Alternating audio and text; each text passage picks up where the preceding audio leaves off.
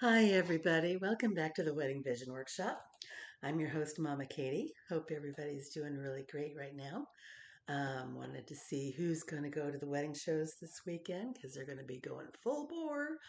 I'm enjoying a nice cup of really hot tea because it's freaking cold. I hate winter so much.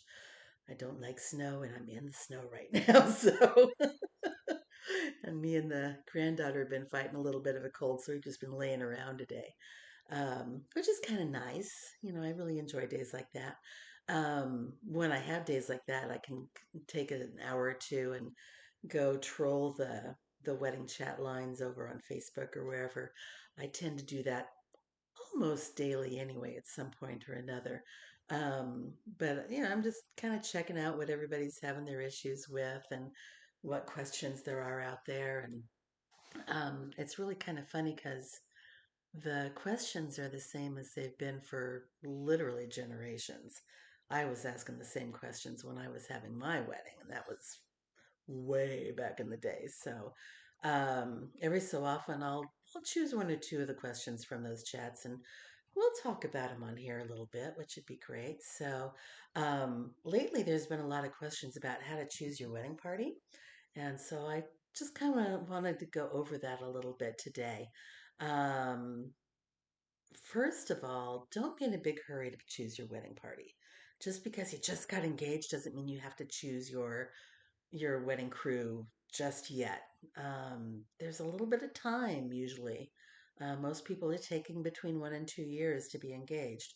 And friendships can change a lot over that time, especially when you're engaged. I don't know what there is about the whole fact that you're engaged, but it just kind of turns a switch on some people. I'm not going to say everybody, but take your time.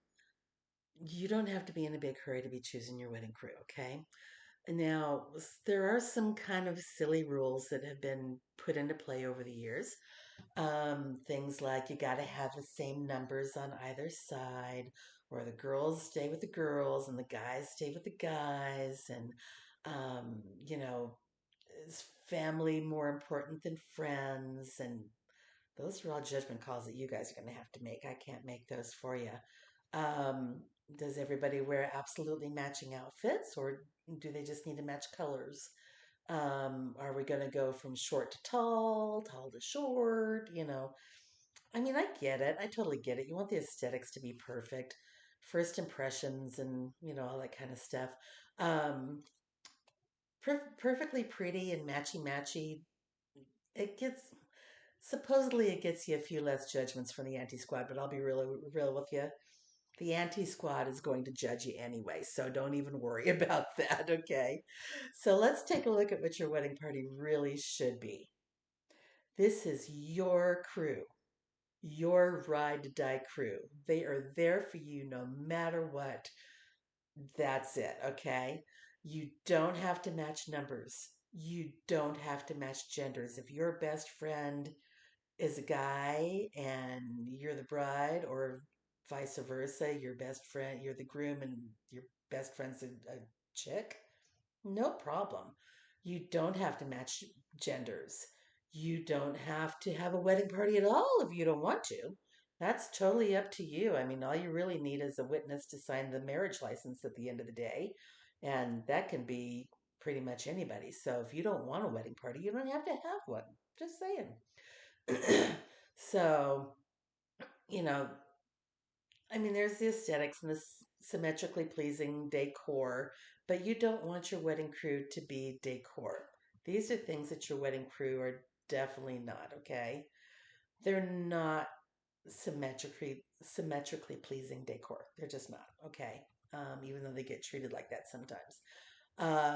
Be very upfront with who your crew is, who's paying for the clothes, who's paying for hair and makeup. And if you're expecting them to pay and it's a struggle, you might want to have one or two of your crews back, instead of, them having to come up with all the money. You kind of help them out, okay? Because they're doing you a favor, really, not the other way around. So, um, they're not, your crew isn't there to necessarily to help you plan your day, okay? it's lovely to have them there for like the gown fitting. It's lovely to have them to help you choose invitations or flowers or something like that. But they are not there to spend days with no sleep putting together your thousands of DIY projects that probably aren't necessary in the first place. Remember, less is more. We're going to talk about that later too. Um, they're not necessarily there to throw your shower or your bachelor party. Yeah, they should. They're supposed to, but and they should probably do that as a team. Not have that as the maid of honor's responsibility or the best man's responsibility. Have your crew do it as a team would be a really smart way to go. Do you really want the extra party? That's the other question is, do you really want to have a bachelor party or a bachelorette party? Do you want to have a shower? Honestly, people don't give gifts anymore. They give a lot of money, which is fine and dandy, but do you want to spend extra money to get money? I don't know. That's up to you guys. So, um, they're not there to solve your family dynamics either. If you feel like you have to have somebody on your wedding crew because they are a family member and you don't want to listen to the drama, I would pretty much guarantee there's going to be drama anyway, okay? Just because they are that family member more than likely. So, how do you choose who stands up there? Like I said before, you want to wait a while before you choose, okay? Because the relationships do change during the engagement time. And I don't know why. I wish I did. I'm sure there's some psychology behind that, but there could be some jealousy. There could be, I don't know, any number of different things. Um, but it does happen, and it happens quite a bit. So, whether they're family or friends, be very careful and watch who is going to be there for you. You want to know who's going to be there versus who is going to want to create attention for themselves. And you know who those people are and what links they will go to create that attention. I've had all kinds of situations. I had a bridesmaid who couldn't stand that she wasn't the center of attention, so she stirred up all kinds of stuff on Yelp about she got bit by a mosquito.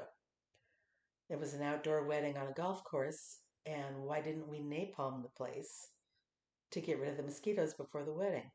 Because it's a nature preserve. That could be probably why, and you were all told that. And the bride and groom weren't sad about it. That was part of what they loved about it. So, um, I had one wedding where they put spies from the other side of the family into the bride's boarding house and were trying to wreak havoc the entire weekend, just stirring up stuff. It was crazy. Um, that's a long story. That whole wedding was insane from beginning to end. But that's another story.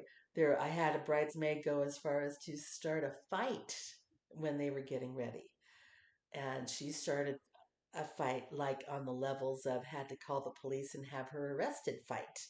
So be really careful who you choose to be with you, okay?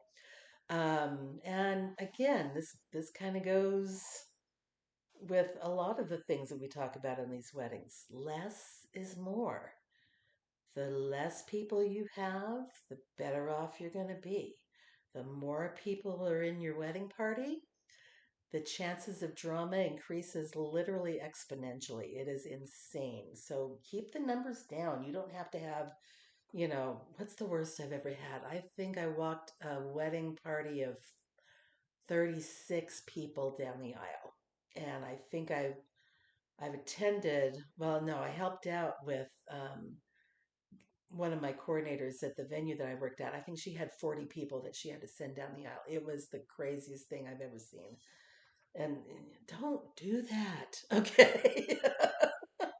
It's just crazy. I've been to weddings where they had more people standing out front than they had sitting in the pews. It was just insane. So now one of the things that I've seen is after your wedding party's been chosen, you suddenly have a bridesmaid, and usually it's the maid of honor, who gets pregnant and is going to be like 7, 8, 8.5 months pregnant at the time of your wedding.